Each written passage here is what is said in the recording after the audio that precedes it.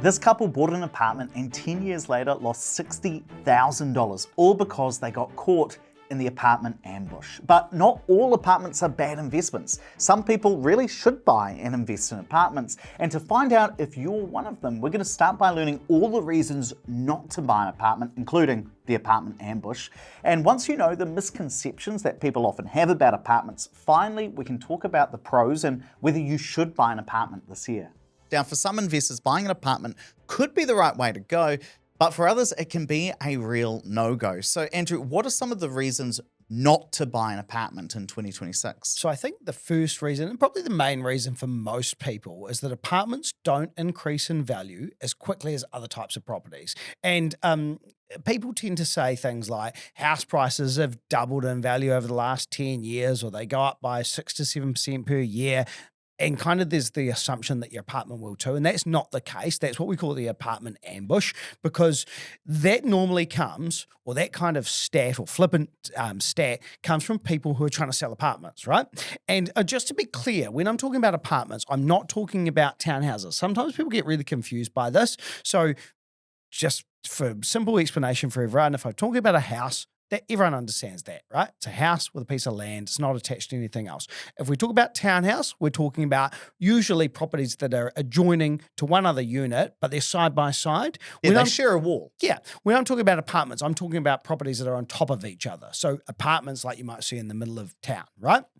Those tend to go up at a lower rate because it's a smaller number of people that want to live in one of those or want to buy one of those. And because of that, you tend to have lower capital growth. And I think the apartment ambush is when somebody trying to sell you an apartment says that it's going to go up by 6 to 7% in a spreadsheet, and then 10 years goes by, the apartment hasn't really gone up in value. It might have gone down in value, might have gone up in value by a little bit as well.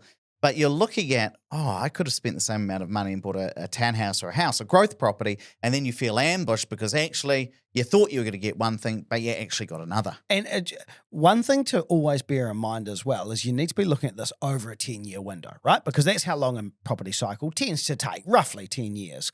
And it's interesting because I know that a lot of people over the last couple of years might have bought something. We haven't had a good market as far as capital growth in any type of asset. And so as a result, people think, I got the wrong thing. I bought an apartment, and they might be talking about a townhouse. Well, let's take a look at the actual numbers. If we look at Auckland City, we can see that if we look at the average capital growth of houses and townhouses versus apartments over, I've used a rolling 7-year period because that's the average time that Kiwis tend to own properties for.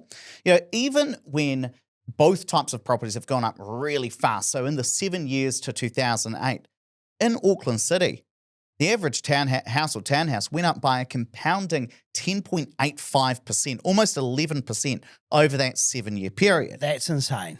Proper insane. That's like your house doubling within those 7 years. Whereas over that same period, if we look at apartments, they went up by only about 6% per year. Which is still good. Still really good. But it's not quite as good as a house or a townhouse. Now, why is that? It's because apartments are yield properties. They tend to get a better rental return, but they don't go up in value as fast. Even if we look at the last 7 years where property has not done as well, especially in Auckland City, houses and townhouses have gone up on average by about 2% per year. If we look at the average apartment, they've actually gone down in value by a compounding 1.5% per year. And so what we consistently see across most of the major cities in New Zealand and Wellington and Christchurch, apartments underperform other types of properties. Even if I look at my good old spreadsheet, this is, what city are we looking here? Wellington City. We can see over the last 30 odd years worth of data, townhouses and houses have beat out apartments 86% of the time. What I mean is they've gone up in value faster than apartments 86% of the time. And on average, your house or townhouse is going up in value 2.4% faster per year. So let's say that your house or townhouse is going up in value by 6% a year. That means your apartment's going up by 3.6% per year. So far, far less. In fact, if we look at those Auckland City numbers again, on average, apartments are going up in value 3% less per year compared to growth properties, houses and townhouses. To put that into context, If your house is going up in value by 6% a year, your apartment's going up in value by 3% a year. So on those numbers, houses and townhouses might be doubling in value every 12 years. The apartment's taking about 24 years to double in value based on those numbers.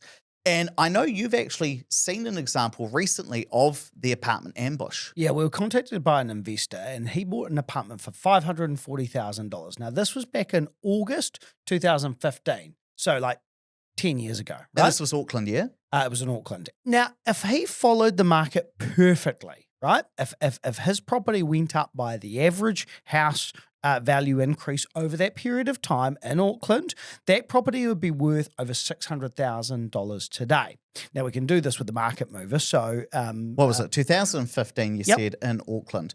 So for anybody who hasn't used the market mover, this is where you can put in a property you bought and you can see if it followed the market perfectly in your location, how much might it be worth today? Now, this can be really a good tool if you're worried that you bought a dud and your property might not have gone up in value as much as you hoped that it might. And then you might see, okay, well, did you buy a dud property or is it just the market? Now, if his property that he bought back then followed the market perfectly, what would it be worth today? It could be worth $699,000. Now, bear in mind, this includes houses and townhouses. So we have to discount for the fact that this is an apartment and we wouldn't expect the same capital growth.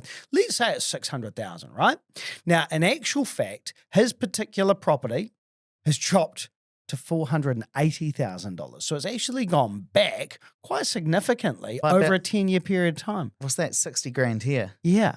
But buying a property, especially an apartment, and it going down in value, that's not necessarily what the apartment ambush is. What's the real issue here? Well, the real issue is he bought it through a property investment coaching company and they put together a forecast which assumed that the property would go up by 7% a year. Now, again, when you're making predictions around what the housing market will do, no one knows. You've got to use a best guess. You've got to use an educated guess. And your assumptions, you know, if you're looking at an investment property, whether you're using an expert or doing it yourself, you should test these numbers regardless. But 7% is the growth that you might optimistically expect for a house or a townhouse. You wouldn't expect that for an apartment. That's a yield product. That is unrealistic based on the data. And so I actually think he got ambushed. And that's the reason why, if you want to run the numbers and test them for your properties, you should definitely check out Opus Plus. This is a free tool where you can run the numbers on any property in New Zealand. And when you say that you're looking at an apartment, it will automatically do things like assume that the value is not going to go up as fast because it's a yield property, it's an apartment, and that way you can have more confidence in the numbers that you're actually seeing. Now, I'll drop the link down in the description so you can check that out. Now, what's the second reason for potentially saying no to an apartment? Number two is that you can't really renovate or change the apartment at all. Now, there are some exceptions to that. I've got some friends in Christchurch that bought an apartment for themselves. Ed went to it the other day and said what an amazing job they've done on the renovation, right? But that absolutely wouldn't be the amount of money you'd spend for an investment. They've zhuzhed this up to the extreme for themselves as an owner-occupier. But from an investor standpoint, okay, well, I'm not going to cash flow hack my apartment. I'm not going to add an extra bedroom. That's really, really hard to do with an apartment. And you've got such limited renovation ability that, yep, you might be able to spruce it up, make it a bit tidier. You might be able to paint some walls, do some tiling and replace the carpets. With townhouses or houses, you've got a lot more flexibility to be able to make changes and make your property stand out. But with an apartment, it can be so much harder to be able to kind of cash flow hack or add value. And I know that you actually went to an apartment that had been renovated, but kind of in a bit of a pokey way. Yeah, a friend of mine was actually looking at an apartment. This was for herself to live in, but she wanted to be able to add some value to it. It was a one-bedroom apartment, and it had been converted to a two-bedroom apartment, but the second bedroom, it was an office at best. Like, you might be able to slide a single bed in there, but you'd have to climb across it to get into your thing, and your drawers would be underneath your bed. It didn't work at all. It just felt out of place. Now, the third reason that an apartment might not be the right fit is you do lose a bit of control to the body corporate, because anything you really want to change does need to get approval. It has to go through the body corporate. So can you change the elevator if it's rickety to make it look nicer? No, it'd be too expensive. You wouldn't want to do that. Can you change the entranceway if it looks old and it's kind of not a good experience for a potential buyer to come through? No, you're more limited because you only own a small share of that entranceway. The body corporate's got the final say. But we also have to be fair because sometimes people will give reasons not to buy an apartment, which aren't really true. And these are what we call fallacies. They are something that sounds true, but once you start to look closer at it, it doesn't actually make sense. And what do you think the first thing that people say about apartments that sound true, but actually it's not? I think one of the big ones is Kiwis don't live in apartments. People saying that, are probably applying the fact that, okay, overseas in like Singapore or Hong Kong, right, or China, there's huge amounts of apartments, right? And that is a natural way for people to live. In New Zealand, we're still a relatively young country. We're still pretty used to having a bit of land. But the reality is, whilst fewer people live in apartments, still a large number do. And it's hard to get the data on this, but according to the census back in 2023, about 20% of people, 20.5% of people lived in joint dwellings. Now, the problem with this is joint dwelling could also be a townhouse. So it could be... Or a unit would be the other one. Yeah. So they have been grouped together here. However, that's still a large number. We're talking, what, almost 400,000 people? So whilst... Again, fewer people live in joint dwellings or townhouses or apartments compared to houses. The vast majority live in houses. That's a large number. There's still a large percentage of the population that are living in. And actually, both you and I have lived in apartments before. I loved it. In both Christchurch and Auckland. I think I've lived in 3 different ones in Auckland, maybe even more. I lived in this tiny shoebox apartment that I'm sure was like 20 square meters. That was when I was 19 and a university student, right? And although it wasn't the greatest, I loved the location. It was cheap. It was what I could afford. Can you believe I'm pretty sure I rented that for $240 a week. That's obscene, isn't it? I mean, those were the good old days. Was it actually 20 square meters or was that an exaggeration? If it wasn't 20 square meters, it was certainly less than 30. Really? It was very small. My mum used to say, I felt so bad for you. She says, sometimes I even think about how bad I feel for you staying in that small place. And I'm like, it just is what it was. That's what it was. Then I lived in another 1-bedroom apartment just after COVID. When my girlfriend at the time, now my ex, we had go through a bit of a rough time. I think I've got to get out of here. And then with my fiance, different girl, lived in an apartment in Auckland as well when we first moved up there. What an emotional journey of apartments. Well, tell me about your two. So I lived in Littleton, in Christchurch, in an apartment, and then the earthquake decided against that, and so then I lived in town for 10 years. You would have loved that apartment. That was a great apartment, above a wine store. Yeah, I went there. Oh, did many you? times. Oh, okay. You're just too drunk to remember that I was actually there.